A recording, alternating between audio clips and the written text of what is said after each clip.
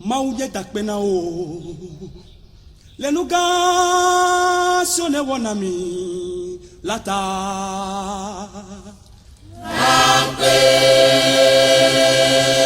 ao lata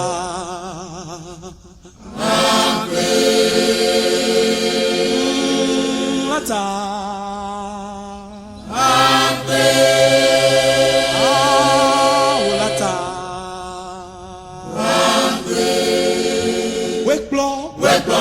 Don't back bed, all of us said, Blaton, for us said, Abe Israel, Papa Longo, Wake blow me, don't back bed, all of us said, Blaton, for us said, Abe Israel, Papa Longo, Jolly Lipo, see, for Israel, Jolly Lipo, Mate, Ploy, Aras,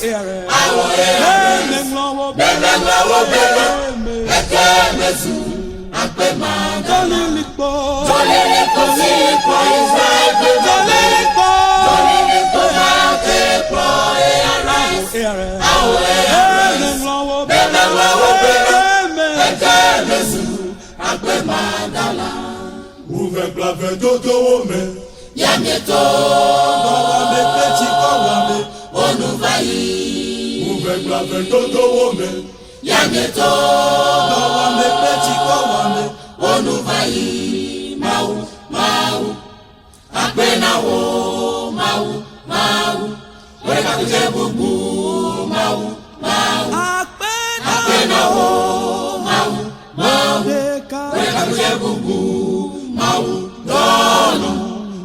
No, wo.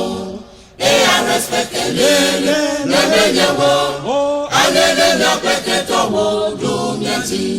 I respect le wo.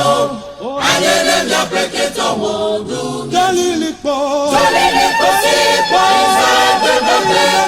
Jolilipo mate ploy aras.